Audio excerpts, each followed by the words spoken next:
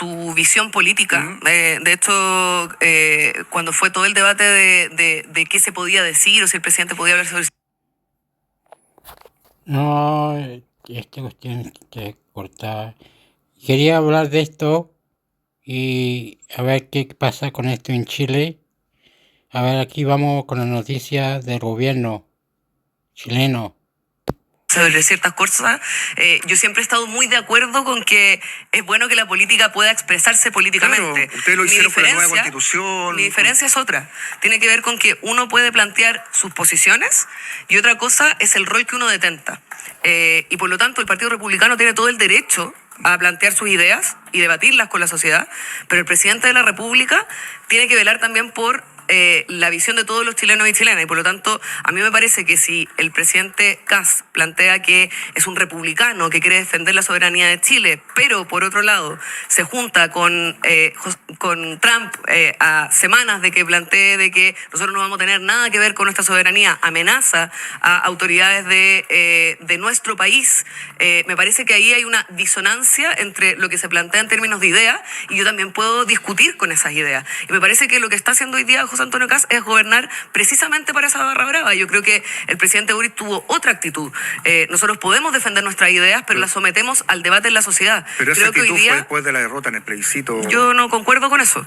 Creo que desde un comienzo, de hecho, el diputado Boric participó de la Comisión por la Niñez y fue capaz de participar en acuerdos, participó en el 15 de noviembre y eso también significó que nosotros mismos como partidos tuvimos discusiones y también quiebres en relación a esa decisión, y creo que hay actitudes distintas y que el problema no es tener una ideología, el problema es que cuando hay intereses nacionales de soberanía nacional por sobre esa ideología, me parece que es razonable pedir un poquito más de mesura, un poquito más de quizás de reflexión y un poquito más de conversación con otros actores políticos. Constanza, el presidente Boric dice hoy día que le interesaba conversar y por eso estaban las bilaterales, ¿no?, de los otros ministros entrantes con los ministros que están en ejercicio hoy día, el tema del Sename, le interesaba hablar de migración y habían otros temas en carpeta. ¿En qué pie queda eso después de esta ruptura de conversaciones? Yo espero que durante los próximos días, horas, dependiendo de las actitudes que también podamos ver en la pauta de prensa de las 11, yo todavía no hemos podido conocer la versión del presidente electo, se entienda que la solidez institucional de Chile también se trabaja, se cuida y se permite en el fondo profundizar en la medida en que todos ponemos de nuestra parte. Yo, a la luz de los hechos, veo que el presidente Boric ha sido un constructor de unidad y hasta el momento no he visto eso en el liderazgo de José Antonio Kast.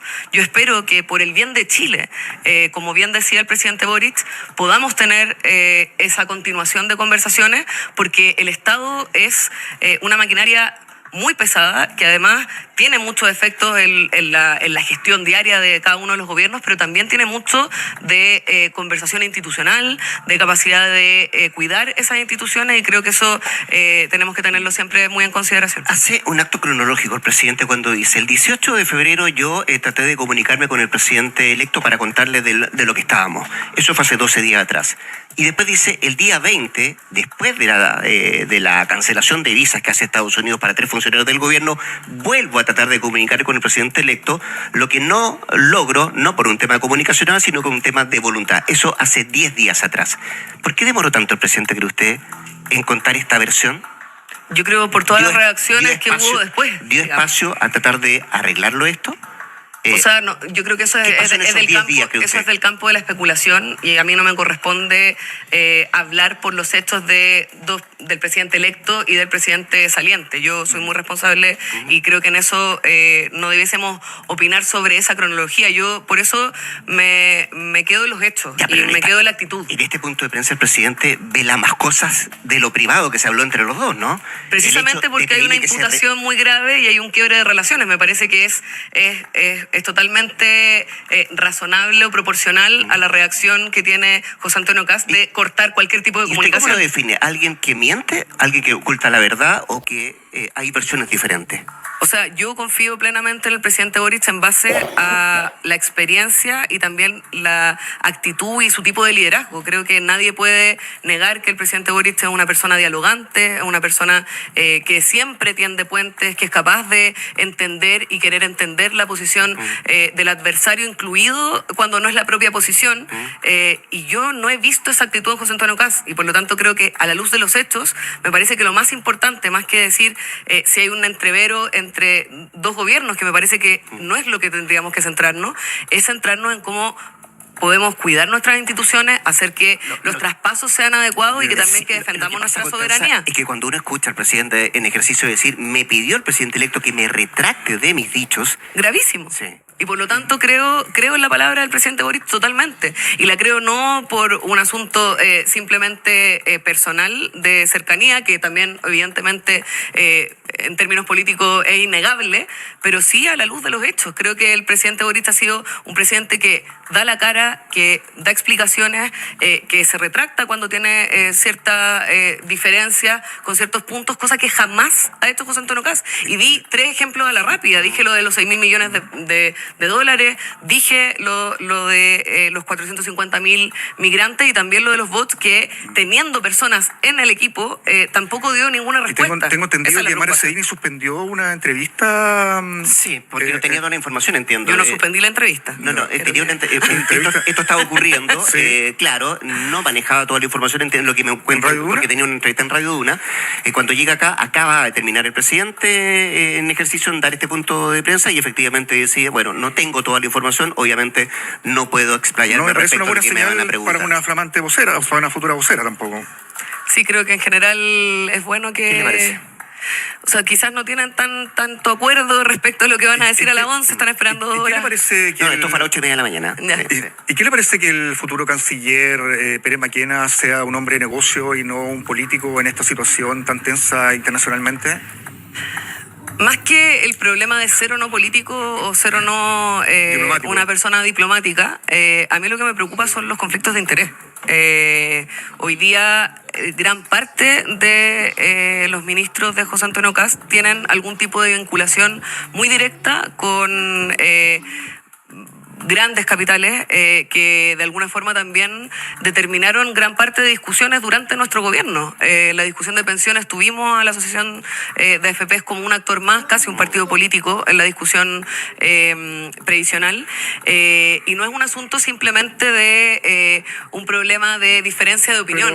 Pero- Creo que hay una diferencia de intereses. Pero eso significaría que ninguna persona que tuviera patrimonio pudiera No, ser yo creo que ocupar tiene un cargo que ver- público. no, creo que tiene que Piñera ver- lo hizo y hizo su. Yo creo que tiene que ver separación. con algo súper concreto, que está cuando uno busca conflicto de interés, lo puede ver. Tiene que ver con que tu acción anterior está directamente relacionada con el tema en el que tú vas a ser una futura autoridad. Stop what you're doing. You're overpaying to send money abroad. Inflated exchange rates from other providers drive up the cost. So you De Enel y va a ser el futuro ministro de Energía, efectivamente hay un conflicto de interés, lo que no quiere decir que un ministro que no pueda ser ministro de Agricultura o ser ministro de otros elementos. Es cuando hay una intervención directa en que tus intereses y la información que tienes, los vínculos empresariales y también políticos, pueden tener un efecto, y eso es algo que tenemos que revisar, que tenemos que tener atención, y por lo tanto yo ahí planteo Van a estar atentos. la preocupación de que vamos a hacer una oposición que va a estar atenta sobre todos los conflictos de interés del nuevo gobierno,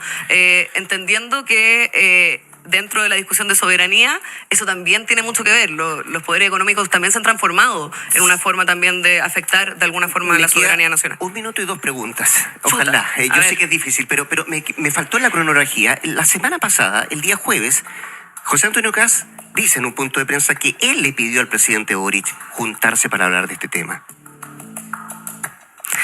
Es que yo insisto, yo no soy parte de una vocería de gobierno, soy presidenta de un partido político, y por lo tanto lo que veo en este conflicto es una posición desde el primer día de la derecha chilena de ponerse a favor de la intervención de Estados Unidos sobre nuestra soberanía. Eso es lo que a mí me preocupa. Y creo que esa es la discusión que como presidenta me toca hacer a mí. Presidente del Frente Amplio, partido además del presidente Boric, que la fotografía hoy día es bien clara, ¿no? Él secundado más por todos los ministros. ¿Dónde lo ve después del 11 a Boric? Ayer en una entrevista en Mega decía, quiero darle tiempo a la familia. No sé si eso será para corto, largo o mediano plazo, pero ¿usted dónde lo ve después del 11, presidente? Yo creo ¿Lo ve encabezando este nuevo conglomerado, esta nueva unión de partidos? Yo creo que precisamente en materia internacional el liderazgo del presidente Boric es un liderazgo que renueva, que permite mostrar una izquierda moderna, que se pone, tal como dijo él, a disposición de los derechos humanos y de no sucumbir ante la barbarie. Yo creo que estamos en un momento mundial sin precedentes. A mí realmente me tiene muy preocupada toda la situación que estamos viviendo y creo que un liderazgo como el del presidente Boric es un liderazgo que le hace bien a la política y que le hace bien también a los desafíos que tenemos hoy día. ¿La visita de Lula complica al presidente Kast en relación al apoyo a Bachelet para la ONU? O sea, yo espero que el presidente Kast en esa medida tome la postura que yo creo que es mejor para Chile, que es poder tener una política comprometida con los derechos humanos y que tiene un nivel de conocimiento internacional y de liderazgo sin duda innegable. Y yo espero que ahí también se siga la tradición nacional, que es poder mantener ese tipo de acciones, teniendo ojalá a la presidenta Bachelet en ese máximo lugar. ¿Ve que alcanzamos? No sé, pues sí, porque llegué temprano. Constanza Martínez, la presidenta del Frente Amplio, acá en la redacción de La Tercera. Gracias, Constanza, que esté muy bien. Gracias a ustedes por la conversación. Don Juan Andrés Quesada, muchas gracias. Nosotros hacemos una pausa acá en la redacción de La Tercera. Al regreso vamos a estar hablando, ¿sabe de qué? Del cable submarino chino. Pues viene Ricardo Fuentes, que es director de Ingeniería de Ciberseguridad de la Universidad Andrés Bello, para ir más al fondo de esto, ¿no? ¿Cuánto de ciberseguridad hay en esto? ¿Cuán vulnerable es nuestro país? Bueno, la pausa y ya venimos con ese tema acá en la redacción de La Tercera.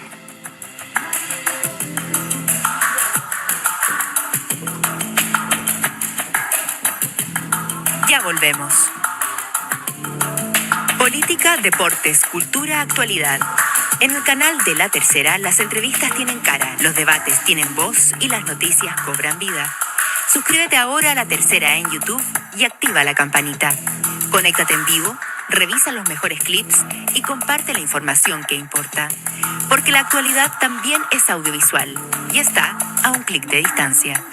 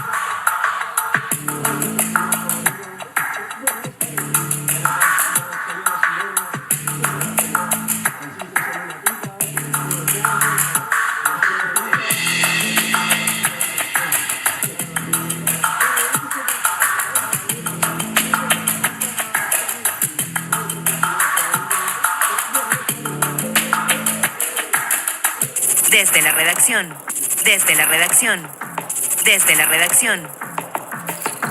Lo que tienes que saber. En esta jornada de martes 3 de marzo del 2026, lo que tienes que saber acá en la redacción de La Tercera, vamos a conversar con Edgardo Fuentes, director de Ingeniería de Ciberseguridad de la Universidad Andrés Bello, del tema de fondo, ¿no? Que además tiene tantos ribetes, tantas aristas políticas y que ha generado lo que estábamos conversando hace poco rato en el primer bloque con Constanza Martínez, la presidenta del Frente Amplio, este quiebre presidencial, ¿no? Tras terminar de manera abrupta la reunión entre el presidente en ejercicio Gabriel Boric y el presidente electo José Antonio Kast. Y el tema de fondo de esto tiene que ver justamente con este proyecto de China Mobile y la posibilidad de establecer ese cable submarino chino desde Hong Kong a Concón en nuestro país. Edgardo, ¿qué tal? Gracias por estar acá en la redacción de La Tercera. Hola, muy buenos días, muy agradecido por la invitación. Para quienes nos escuchan, para quienes nos miran, Edgardo, quiero partir por algo bien general. Estamos hablando de cables submarinos que transportan una cantidad de información que no son nuevos, que tienen larga data. Este proyecto, de hecho, tiene larga data desde el 2016. Entiendo que se presentó a las autoridades chilenas de la época. Y de ahí el mundo gira en torno a esto. Y ahí vienen varias preguntas que tienen que ver. ¿Cómo funciona? ¿Qué tan vulnerables son esos cables? ¿Y qué efectos puede tener, por ejemplo, para nuestro país que tengamos o no un proyecto de este tipo? Claro, partiendo por lo primero, tenemos que entender que nosotros dependemos de los datos del día de hoy. Hoy en día sin internet la verdad es que se nos corta un poco la luz y quedamos todos desconectados, descomunicados y no podemos hacer mucho. Entonces de ahí viene la importancia de tener más fuentes que nos puedan proveer un poco más de conexión y que podamos tener una variabilidad ya en cuanto a de dónde obtenemos esta señal. Comúnmente se habla de la nube, pero no es la nube, el cable básicamente. Es el cable el que trae la información, efectivamente, donde en este caso, si lo pensamos fríamente, es como el cable que nos llega a nuestra casa con el internet que nos provee cualquier distinto tipo de nuestro proveedor. Los cable operadores, ¿no? Efectivamente, donde tenemos ciertos cuidados que debemos de tener, por ejemplo, entre el cuidado de no pisar el cable, no cortar el cable, dejarlo por una parte que no sea visible para que nadie lo pueda pasar a llevar. Acá es exactamente lo mismo. Efectivamente, el cable nos transporta información, pero también tenemos que tener ciertos cuidados con esto porque sigue siendo un cable que, si bien es cierto, viene protegido, viene con distintos tipos de materiales que protegen esto,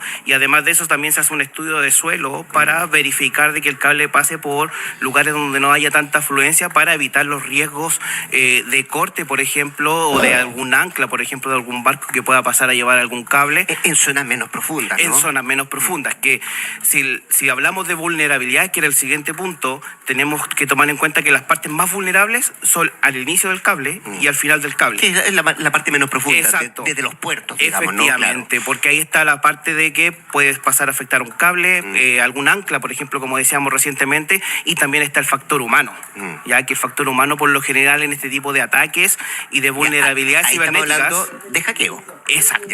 Ya. Y que el hackeo por lo general cuando nos presentamos con vulnerabilidades, muchas veces parte por la persona. En este último tiempo lo que hemos tratado de hacer es armar campañas para poder decir, por favor, tengamos ciertos cuidados. Ya. Pero para ponerlo en contexto, Edgardo, si hablamos de porcentaje de este tipo de cables, ¿no? ¿Qué porcentaje pasa que se destruyen estos cables por razones de errores? Por ejemplo, claro, lo que tú me decías, que ahí lo pasó a llevar un ancla o un problema, un desperfecto, versus efectivamente con el afán de hackear este tipo de transmisiones o portadores. Actualmente, con la información que se maneja y con lo que ha ocurrido, efectivamente han habido ciertos cortes en ciertos lugares ya del mundo. Si bien es cierto, se ha comprobado que estos cables se han cortado, pero no se ha comprobado el motivo. O sea, no se sabe si es por espionaje, si fue por error.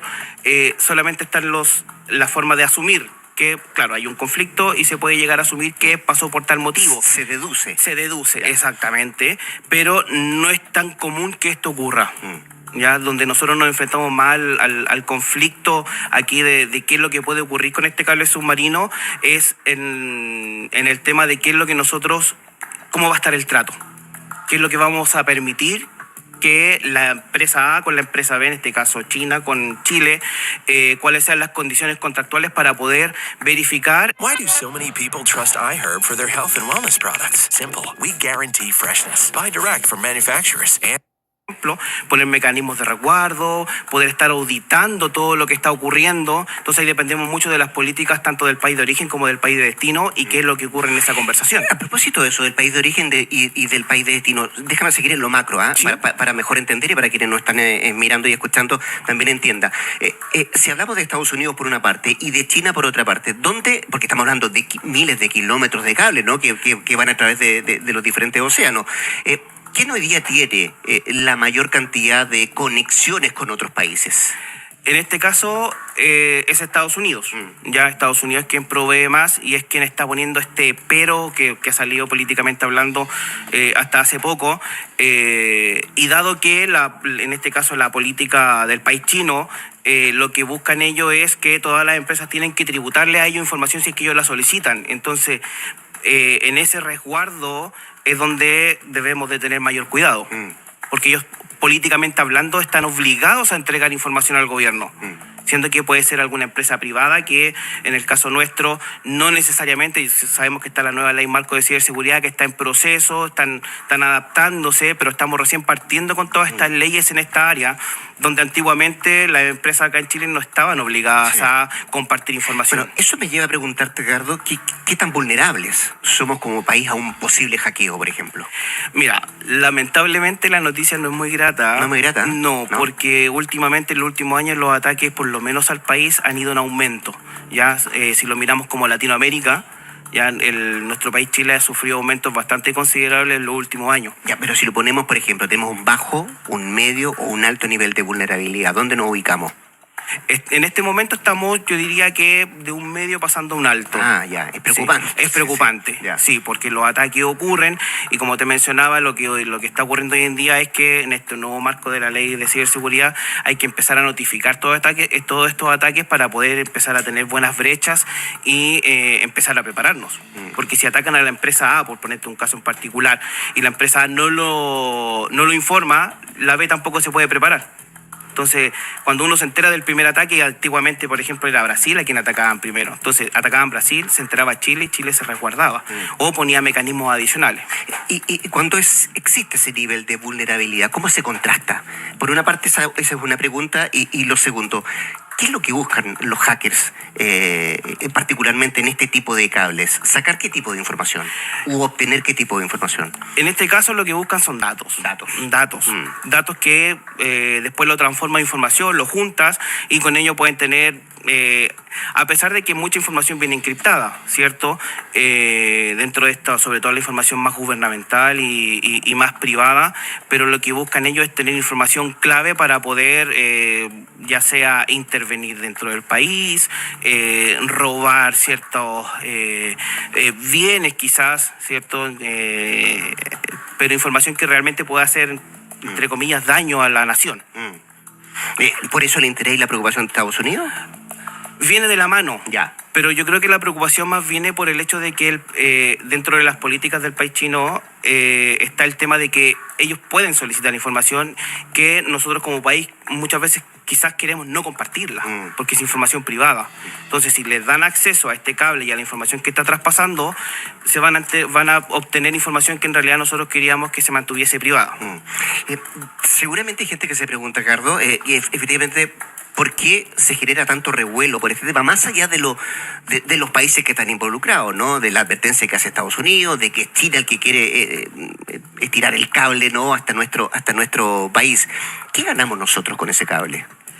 Si este proyecto viera la luz, por ejemplo. Claro, no sé si te acuerdas que hace mucho tiempo atrás, cuando la oferta de demanda de internet en nuestros hogares era muy baja, tú en tu casa antiguamente podías contratar una pura compañía y no tenías más, o sea, no había oferta y demanda, era lo que tenías y la empresa por obligación te tenía que contratar. Existe una especie de monopolio, ¿no? Exacto. Sí. Entonces, al tener más vías de ingreso para poder obtener esto, claramente diversificamos y también el mercado se expande. Entonces, claramente nosotros como usuarios nos vamos a ver beneficiados porque si tomamos en cuenta, por ejemplo, la tecnología, cómo va evolucionando, nos damos cuenta que de un año a otro la tecnología evoluciona de una forma impresionante. Entonces, si este nuevo cable, que no han dado especificaciones hasta el momento de cuáles van a ser las velocidades de transferencia, por ejemplo, en cuanto a información, estamos hablando de una velocidad que, si hoy en día estamos catalogados como uno de los países que tiene muy buen internet, estaríamos volando a otro nivel. ¿Muy buen internet en la región o estamos hablando ya a nivel mundial? No, en la región, en el país, ya. en el país como tal. Sí, sí. Ya. O sea, sería un beneficio desde ese punto de vista Claro, establecerlo. desde el acceso al internet y a las comunicaciones, claramente sería un beneficio.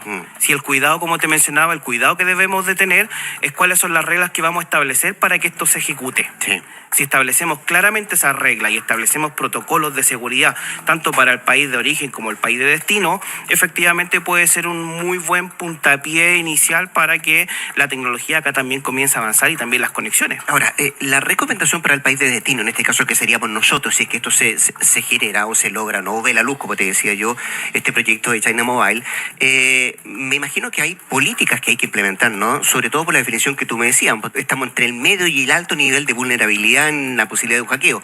Esto se tiene que ver porque la información que pasa por ahí es total y absolutamente diversa, ¿no? Desde, no sé, cuestiones bancarias hasta información de data, en fin. Implicaría, por ejemplo, que cada cartera, cada ministerio tuviese que tomar medidas respecto a cómo ser menos vulnerable. Claro, efectivamente, pero desde la parte técnica. Sí. ¿Cierto? Desde la parte técnica de implementar ciertos mecanismos de resguardo de información. Para evitar hackeos. Para evitar los hackeos, Sí. efectivamente. O sea, blindarnos. Ese es el término técnico, por así decirlo, de decir, ¿sabes qué? Si nos vamos por este camino, va a ser un camino que es más pedregoso, que puede ser más peligroso. En cambio, por acá, si nosotros nos vamos y tomamos el camino correcto, no vamos a tener ningún problema, vamos a llegar a nuestro destino sin ningún mayor conflicto en el proceso. Y en términos de regulación de leyes, por ejemplo, en materia de ciberseguridad en nuestro país, ¿en qué nivel estamos? ¿Estamos como actuales? ¿Estamos con políticas que se adecúan a cómo va avanzando la velocidad, cómo va avanzando las comunicaciones? Claro, de hecho, en términos de política, estamos avanzando. Ya. Estamos muy atrás, porque como te mencionaba, antes de la ley marco no había nada. Si tú querías decir que te robaron, que te asaltaron, Sí. No era obligación que tú lo dijeras. Mm.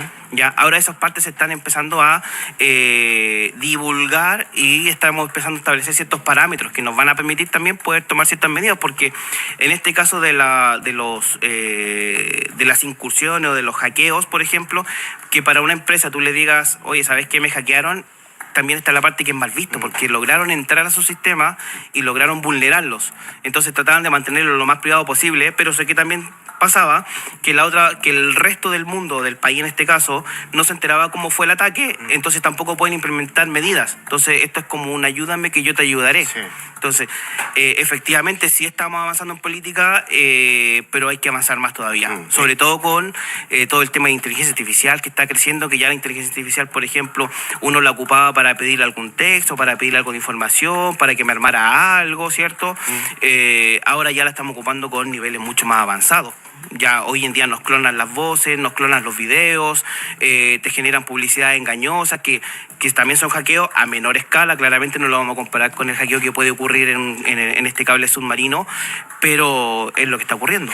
No solamente estos cables transportan información de civiles, ¿no? También información gubernamental de los diferentes gobiernos. Es privada. Lo que quiero tratar de entender y que tú me expliques mejor, Edgardo, es qué pasa si, por ejemplo, se vulnera esa información, o sea, chorrea para abajo en el sentido de que esto sería un efecto sistémico. La verdad es que ese es un posible, por así decirlo, misterio, ¿Ya? Porque eso va a depender de quién lo robe. Si es que se llegase a robar información. ¿Y con qué sentido lo robó? ¿Ya? ¿Por qué? Porque de repente pueden utilizarlo, por ejemplo, como medidas de amenaza. Hay de repente hackers que publican para divulgar la información y hacerla pública, para hacer un daño visible. Entonces va a depender mucho de por qué se está haciendo esto. ¿Ya? En algunos casos, por ejemplo, si lo llevamos a un ejemplo práctico, muchas veces hay personas que, por ejemplo, roban en el supermercado porque tienen la necesidad y tienen hambre. Pero hay otros que roban porque quieren revender. Entonces, ¿cuál es el motivo? Puede ser variable. Ya. Pero- Y ahí la diferencia si me interesan los datos del gobierno o los datos de los civiles, ¿no? Exacto. Sí. Aunque claramente, por ejemplo, si tú me preguntas a mí, irían por un ataque un poco más de peso que de un civil común y corriente, porque qué daño le pueden hacer al civil versus qué daño le pueden hacer a alguien, algo gubernamental, el impacto que puede generar. ¿Quién protege eso? Digo, hay una empresa que instala estos cables, ¿no? Hay un país que genera que esto se construya o se instale. Claro. Hay otro país, que es el de destino, que dice, ok, entrégame la información, pero ¿qué certeza tengo yo como país de destino que efectivamente no va a haber vulnerabilidad de esos datos que me están entregando? Ahí está la parte que conversamos al principio de cuáles son las negociaciones que ocurren. Por ejemplo, ¿quién se va a hacer cargo de tales tramos? ¿Quién se va a hacer cargo de otros tramos? ¿Me hago yo solamente cargo? No es solo una empresa. No es solo una empresa, son licitaciones. Perfecto. Ya que uno puede, bueno, como típico licitación, levantan la solicitud y se decide cuáles son las condiciones y lo que se exige. Ya esto como cuando... ¿Hay seguros de por medio en esto? Siempre. Siempre. Siempre en todo negocio siempre corren seguros de que te tienen que validar que cierta construcción va a tener cierta cantidad de años de uso, cuáles son los parámetros. ¿Y hay obligaciones de mantención de ese cable también? Efectivamente. Ya. Pero eso también va dentro de la... O sea, para que se entienda, debiese de haber obligaciones de mantenciones, pero todo eso está en si yo firmo en el contrato que tiene que tener obligaciones de mantención. Lo que le pone un costo más elevado, me imagino. Un costo más elevado. Pero ahí es donde, por eso te decía yo desde el principio, que hay que ver cuáles son las condiciones de negociación entre ambos países para poder determinar qué es lo que nosotros como país vamos a exigir como mínimo para resguardar esto. Porque, por ejemplo, si utilizamos un cable de mala calidad, por ponerte un caso particular, bien burdo también, claramente el cable se va a romper. Ya, esto es como los cables eléctricos de la casa. Hoy en día hay cables que vienen certificados, que resisten el calor, resisten incendios. Bueno, en este tipo de cable pasa exactamente lo mismo. Entonces, ¿qué tanto resguardo le vamos a pedir a la empresa que está licitando este proyecto o que va a estar a cargo? Nosotros les vamos a pedir que ellos puedan... You guys have to check this out. So you can basically enter a prompt like this and add a few details. Tú, si quieres hacer video, quieres hacer videoconferencia, por ejemplo, quieres jugar, el computador te dice necesito mínimo esto. Sí. Y de ahí para arriba. Sí. Entonces, acá es exactamente lo mismo. Necesito mínimo esto y de ahí para arriba. Y ahí me imagino que cobra relevancia también qué empresa se preocupa de qué tramo del cable, ¿no?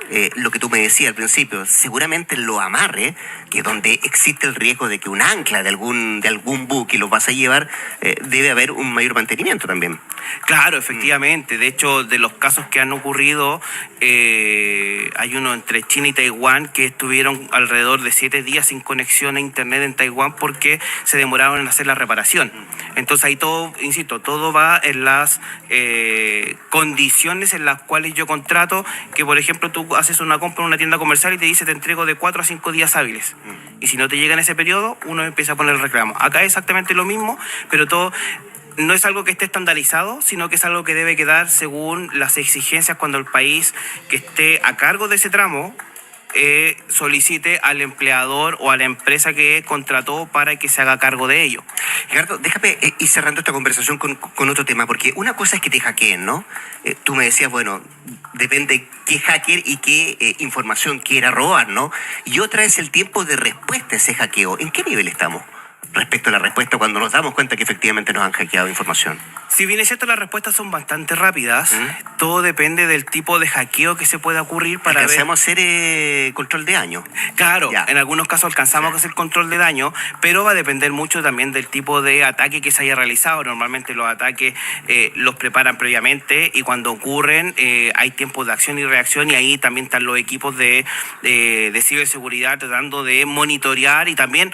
Como decíamos que la inteligencia artificial nos ha ayudado para que los ataques crezcan, también esta inteligencia artificial nos ayuda para poder establecer parámetros que estén todo el día funcionando y nos permitan poder reconocer cosas que a simple vista no las podemos reconocer o que nos vamos a demorar más tiempo en reconocerlas. Entonces también hay que utilizar estas herramientas de una buena manera, así como nos utilizan para atacarnos, también la podemos utilizar para defendernos. Porque yo te lo preguntaba a nivel país, ¿no? Y esto tiene que ver con una cuestión más gubernamental, de gobierno, pero en términos de de los privados, ¿qué tan preparados también están para responder a este tipo de hackeo? Bueno, de hecho, de un tiempo a esta parte, en la mayoría de las empresas están incorporando los perfiles de ciberseguridad. Ya no es algo que esté oculto, por así decirlo, o que no se ha visto, sino que la mayoría de las empresas ya están incorporando, y de hecho estamos con déficit de profesional, y por eso también esta demanda de estudiar ciberseguridad ya como una carrera establecida. Entonces, y de ahí también la necesidad nuestra como universidad, el Andrés Bello, es poder estar a la vanguardia de hecho, fuimos uno de los primeros en abrir la carrera de ciberseguridad como ingeniería. Ah, mira. Exacto. Entonces, estamos tratando de levantar profesionales porque la demanda también está creciendo. Sí. La última, Ricardo. Dicho todo lo anterior, estamos de alguna manera como atados de mano porque dependemos de esa información, ¿no? Y dependemos de una mejor calidad para que nos llegue esa información como tú me detallabas. O sea, si hoy día tenemos un nivel 5 de navegación en Internet, con este cable podríamos tener un nivel 7, si tú dices, de rapidez y de tener más rápido las cosas. Con el correr de los años nos vamos a hacer más dependientes, ¿no? Siempre. Siempre. De hecho, a medida que vamos avanzando, cada día somos más dependientes de la tecnología como tal. Entonces, la conexión a Internet, la energía eléctrica, por ejemplo, y la tecnología como tal, que va y evoluciona, en todo sentido, siempre nos vamos volviendo más dependientes.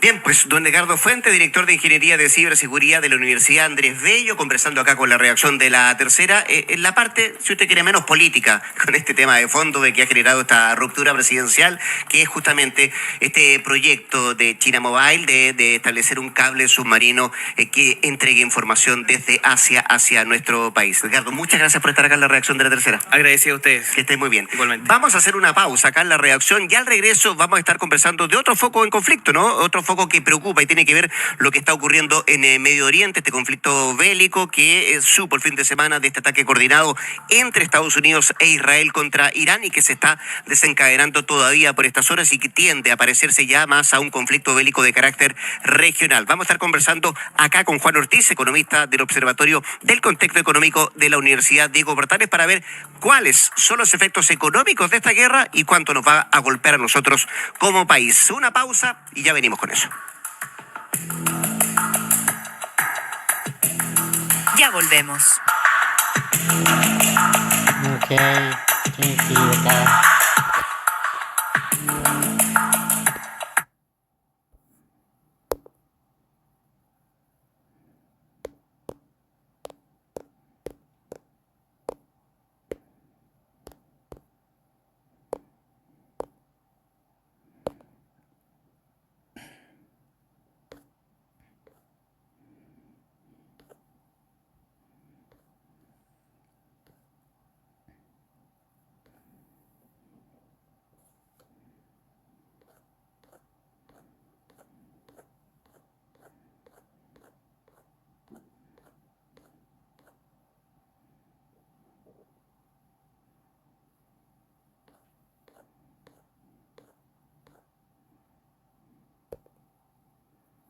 It's what we share that keeps us together.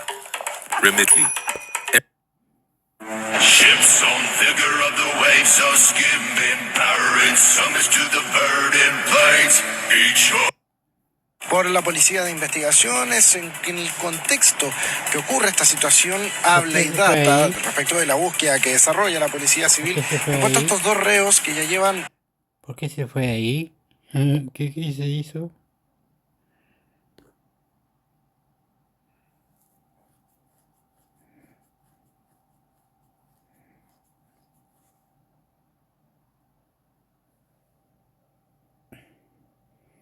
A ver último minuto.